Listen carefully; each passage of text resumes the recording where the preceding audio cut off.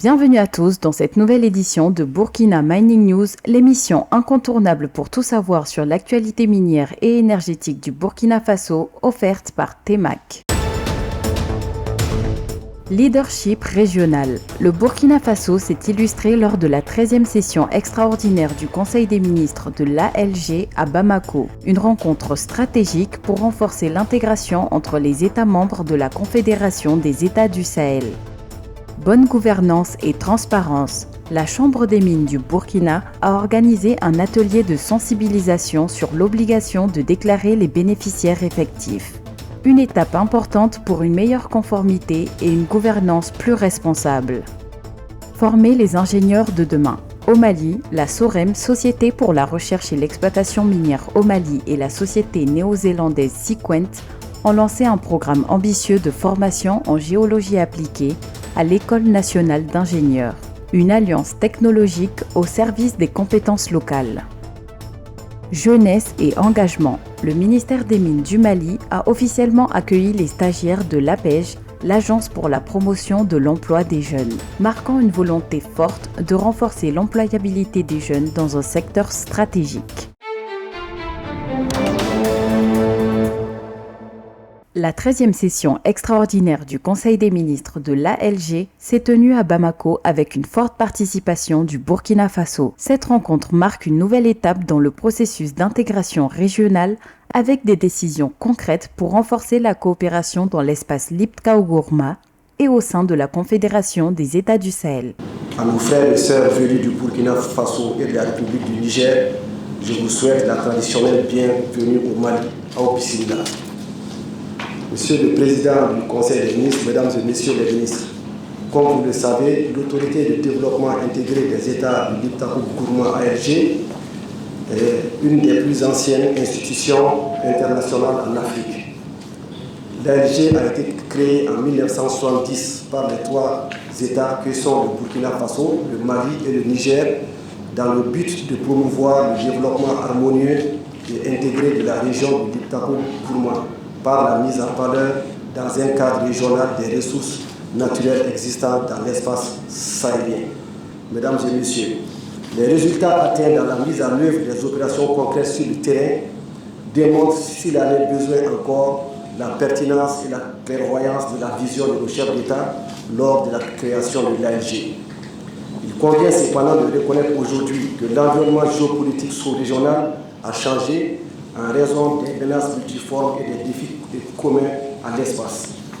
Honorables invités, Mesdames et Messieurs les ministres, en vos noms à tous, je me réjouis de la tenue de la présente session extraordinaire qui permettra d'examiner les documents relatifs à la problématique ci-dessus évoquée.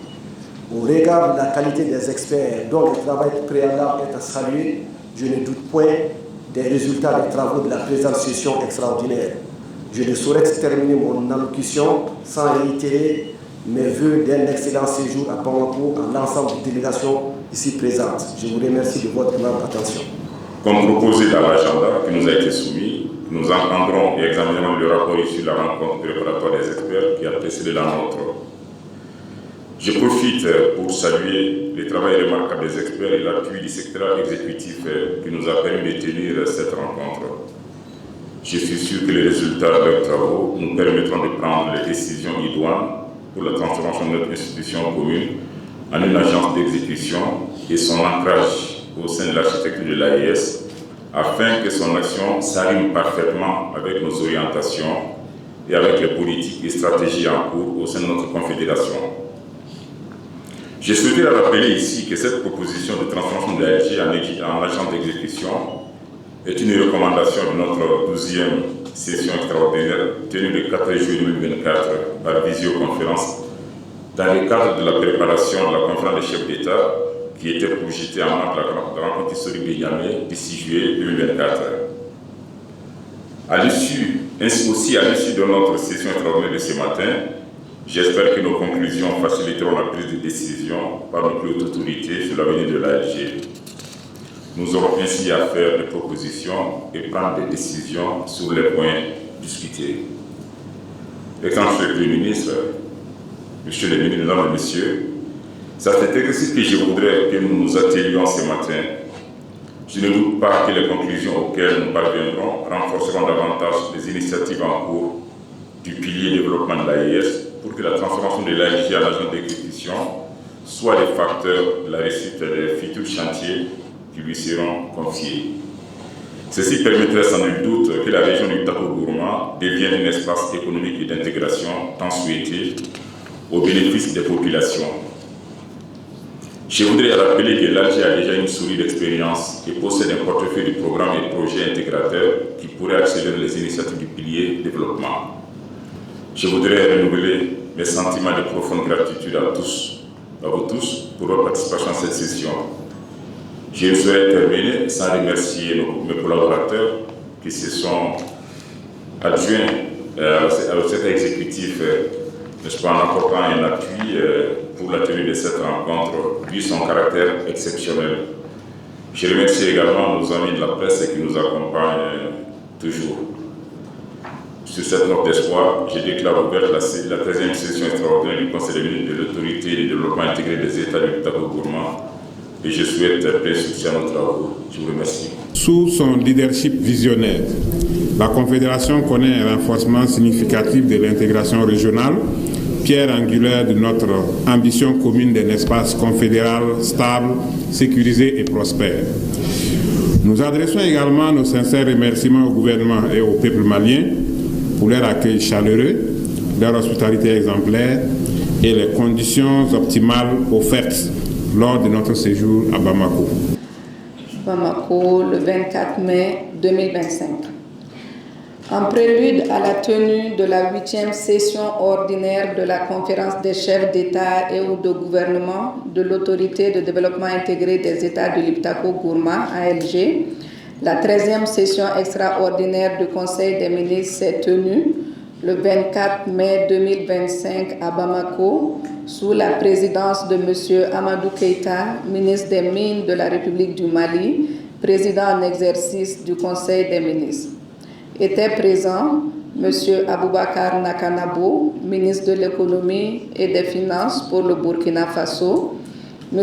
Alousseni Sanou, ministre de l'Économie et des Finances pour la République du Mali, M. Ali Mahaman Lamine Zeyn, Premier ministre, ministre de l'Économie et des Finances pour la République du Niger. Débat en plénière, le Conseil des ministres a examiné et adopté le projet d'ordre du jour proposé. Les travaux se sont déroulés en séance plénière dans cet ordre. Après les exposés des conclusions et recommandations de la réunion préparatoire des experts et les échanges sur les dossiers inscrits à son ordre du jour, le Conseil des ministres prend acte du rapport de la réunion préparatoire des experts, prend acte du rapport sur l'intégration de l'ALG dans l'architecture institutionnelle de la Confédération des États du Sahel, décide, après examen du rapport sur l'intégration de l'ALG dans l'architecture institutionnelle de la Confédération des États du Sahel, de soumettre un projet d'acte portant transformation de l'ALG en agence d'exécution de la Confédération des États du Sahel pour adoption par la conférence des chefs d'État et ou de gouvernement. Décide de soumettre le projet d'acte portant fin de mandat de M. Saïdoua, précédemment secrétaire exécutif par intérim de l'ALG, au président de la conférence des chefs d'État et ou de gouvernement pour signature à titre de régularisation. Décide de proposer à la conférence des chefs d'État et ou de gouvernement la régularisation du mandat de la secrétaire exécutive pour le temps qu'elle a exercé en qualité d'intérimaire. B. La nomination d'un administrateur provisoire pour un mandat de 6 mois en vue de gérer les affaires courantes de l'ALG et coordonner les travaux du comité d'experts qui sera mis en place. Le rapport des experts sur la transformation de l'ALG en agence d'exécution devrait être déposé dans un délai n'excédant pas 2 mois. Décide, après examen des projets d'ordre du jour et de programme de travail de la 8e session ordinaire de la conférence des chefs d'État et ou de gouvernement, de les soumettre aux chefs d'État. décide de tenir sa 61e session ordinaire en République du Niger, conformément aux conclusions du communiqué final de la 60e session ordinaire tenue à Ouagadougou. Instruit l'ALG de prendre des dispositions pour la tenue des réunions statutaires et techniques, conformément aux recommandations de la réunion préparatoire des experts à la 13e session extraordinaire du Conseil des ministres. Grand 2, huis clos. À l'issue du huis clos, le Conseil des ministres a demandé au Mali de désigner un administrateur provisoire, à chaque pays de désigner 3 personnes pour composer le comité d'experts dans un délai de 15 jours après cette session extraordinaire. Le Conseil des ministres félicite la secrétaire exécutive et lui adresse ses remerciements pour les performances réalisées par l'ALG sous son mandat. À la fin de ces travaux, le Conseil des ministres adresse ses sincères remerciements au président de la transition, chef de l'État, le général d'armée Assimi Goïta, au gouvernement et au peuple du Mali pour l'accueil chaleureux et fraternel qui leur a été réservé. Le Conseil félicite le secrétariat exécutif de l'ALG et le comité des experts pour toutes les dispositions prises pour la tenue de la présente session. Fait à Bamako le 24 mai 2025 pour le Conseil des ministres, le président en exercice, Amadou Keïta.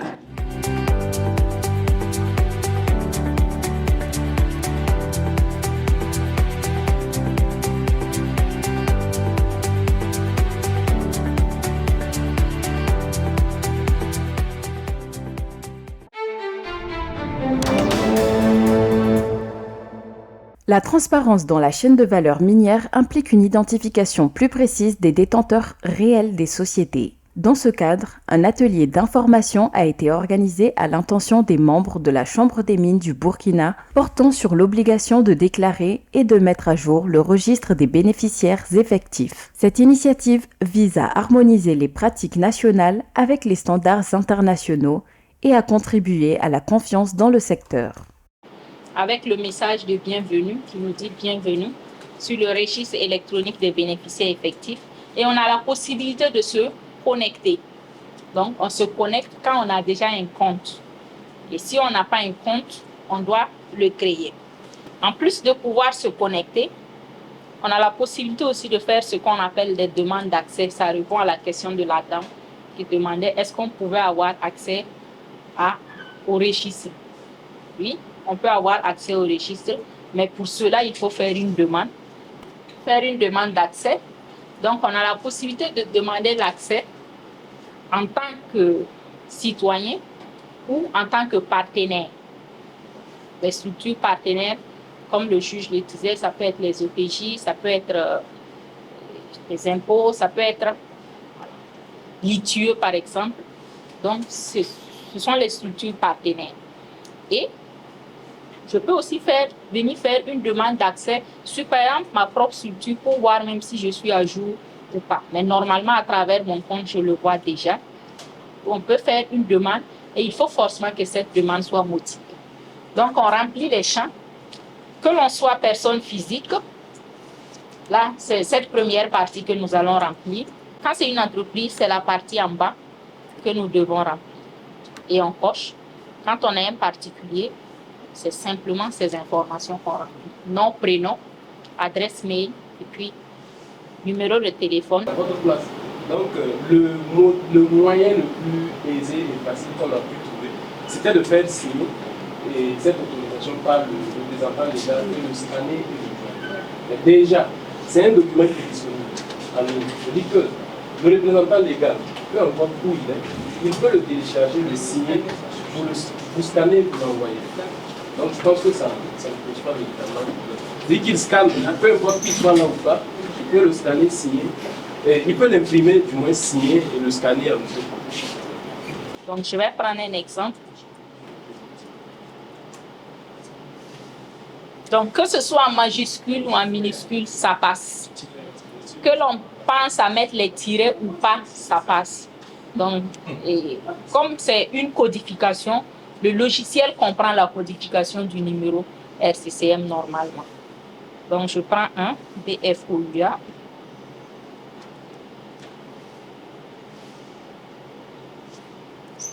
01 2023. Ensuite, B12 15 5 32.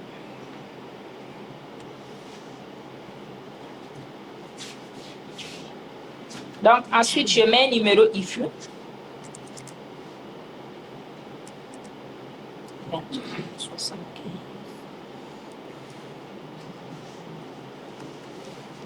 Donc, si ces informations sont correctes, j'appuie simplement sur le bouton « Poursuivre ».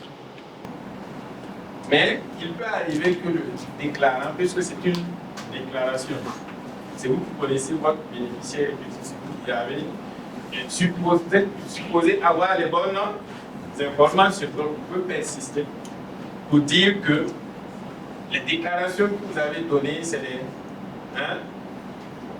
des informations avérées, les informations sont exactes, il n'y a pas d'erreur, voilà, il n'y a pas d'omission. On prévoit cette possibilité-là qu'il y ait de la contestation entre vous et le greffe. En ce moment, va intervenir le juge. Le greffe va renvoyer la question devant le juge et le juge va trancher sur la contestation. Mais pour ce qui est ici, là, c'est beaucoup plus les bénéficiaires effectifs des personnes morales, voilà, et construction juridique. Et tel que on l'applique aujourd'hui, ce serait difficile pour nous de recevoir la déclaration de bénéficiaire effectif d'une assurance vie. Parce que déjà, le formulaire n'est pas aussi adapté à ça. C'est beaucoup plus les sociétés. Ce programme vous est présenté par TEMAC, votre agence spécialisée dans le secteur minier et énergétique. Découvrez notre univers. Depuis 2019, TEMAC s'affirme comme la première agence de communication et médias spécialisée dans le secteur minier et énergétique. Avec nos partenaires, nous développons des solutions de communication sur mesure pour des géants de l'industrie. Fort de notre expertise, nous avons créé le dispositif médiatique Mining News, diffusé sur plusieurs chaînes télévisées et accessible en ligne via t-mac.org. Nous opérons au Mali, en Côte d'Ivoire, au Burkina Faso et au Nigeria, couvrant ainsi l'actualité minière et énergétique de la sous-région. Professionnalisme, fiabilité et excellence sont nos maîtres mots pour rendre vos activités visibles et accessibles.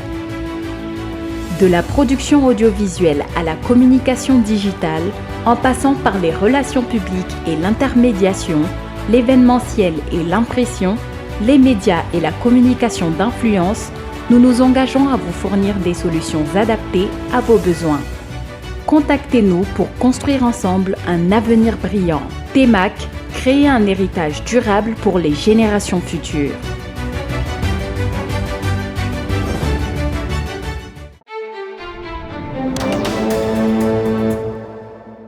Former une nouvelle génération d'ingénieurs géologues, telle est l'ambition du programme lancé à l'École nationale d'ingénieurs du Mali par la SOREM en partenariat avec Sequent. Ce projet innovant allie technologie de pointe et transfert de compétences avec l'appui des ministères des Mines et de l'enseignement supérieur. Vous avez aussi intérêt à vraiment faire bon usage de ce logiciel. Parce que moi je suis le directeur de la SOREM. Vous êtes mes futurs employés.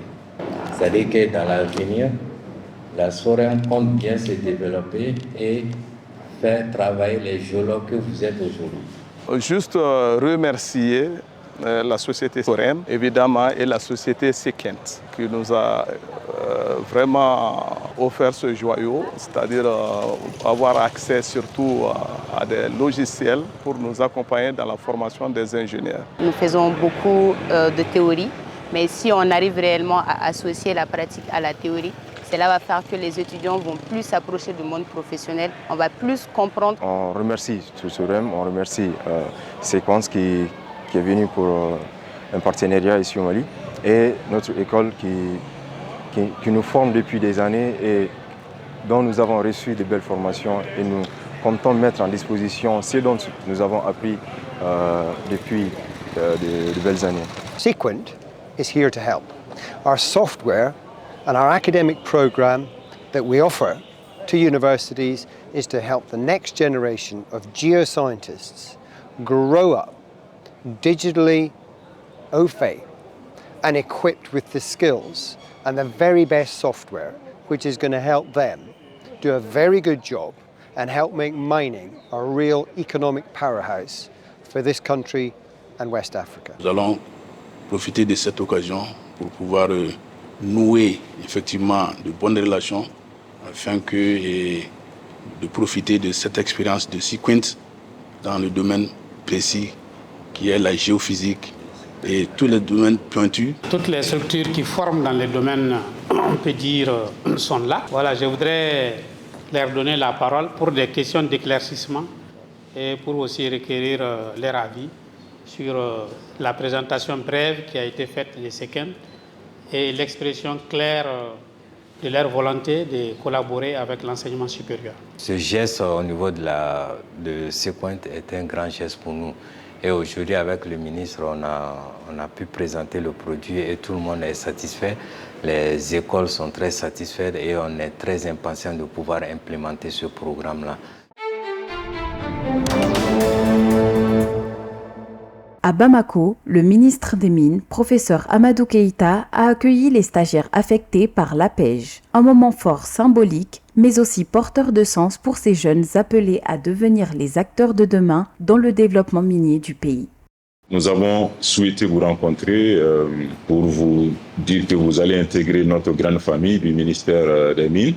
Je suis convaincu que vous serez d'un grand apport à nos différentes structures parce que vous avez été formés, vous avez acquis des connaissances, vous avez acquis aussi des aptitudes et je pense que cette rencontre nous offre aussi l'occasion, n'est-ce pas, d'insister sur votre responsabilité en tant que jeune stagiaire. Pour nous, ces stages ne devraient pas être une simple formalité.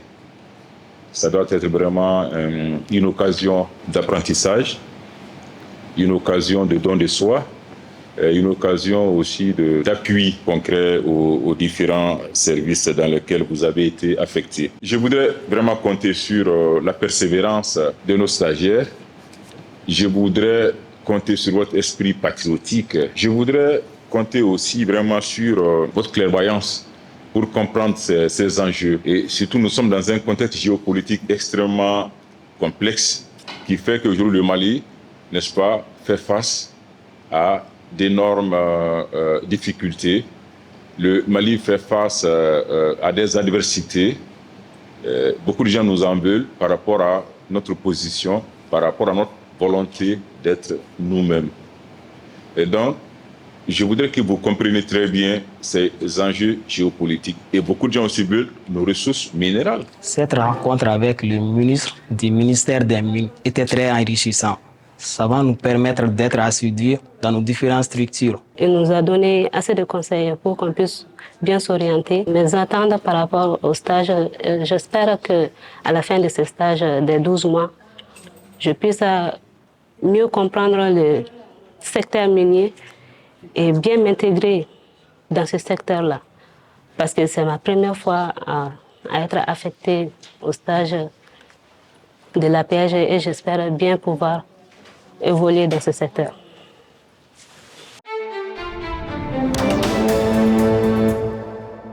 C'est la fin de cette édition du mois de mai de Burkina Mining News. Merci de nous avoir suivis et rendez-vous le mois prochain pour une nouvelle édition. À très bientôt sur Burkina Mining News.